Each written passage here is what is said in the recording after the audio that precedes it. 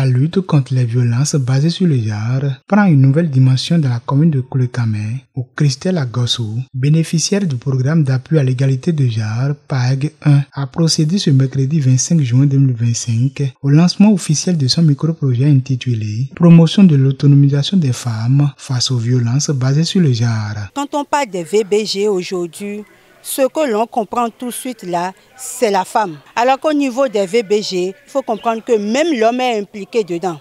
Les enfants aussi sont impliqués, surtout ceux qui sont en apprentissage. Tout le monde est impliqué dans les VBG.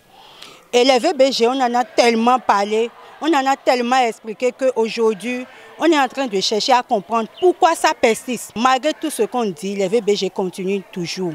Et là, on a vu qu'il faut penser maintenant à l'autonomisation de la femme et au rôle vraiment de l'homme dans le foyer. Mise en œuvre avec l'appui du consortium d'idées de Participe GmbH et le cofinancement de la coopération suisse, ce projet a pour objectif de sensibiliser les femmes sur leurs droits, de renforcer leurs capacités économiques et sociales et de les outiller à mieux se protéger contre les violences qui freinent leur épanouissement. La cérémonie s'est tenue en présence d'une délégation de leaders politiques et religieux, dont l'honorable Guy Dossou-Mitope, du facilitateur PAEG affecté à la zone, des représentants de la société civile, ainsi que plus d'une soixantaine de participantes venues témoigner leur intérêt pour la cause. Les autorités présentes ont salué l'initiative, la qualifiant de pertinente et salutaire dans un contexte où la précarité économique constitue un facteur aggravant des violences faites aux femmes. J'ai vu ici un développement qui met chacun devant ses responsabilités. Et ça, franchement, cela m'a séduit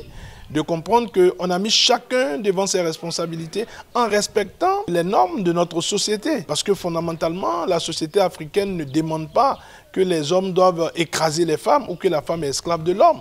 Notre société n'a jamais prôné cela. Ce sont des déviances. Et donc, ici même, j'ai vu qu'on a essayé de rétablir les choses en disant aux femmes, on veut que vous puissiez connaître vos droits et vos devoirs, mais cela ne veut pas dire que c'est une vengeance ou une revanche des femmes sur les hommes. Par cette action, le PAEG 1 continue de renforcer l'engagement citoyen pour l'égalité des chances et la justice sociale à travers des projets de terrain qui impactent concrètement la vie des communautés. Je voudrais vraiment remercier tous ceux qui constituent le projet PAEG, que ce soit les PTF, et les partenaires à la base, même les bénéficiaires aussi, parce que sans les bénéficiaires, il n'y a pas l'objectif du projet à atteindre. Là, tout de suite, nous invitons le partenaire à donner beaucoup plus encore de valeur au projet, parce que ce projet, non seulement de faire la valorisation de la femme, permet aussi d'éduquer l'homme.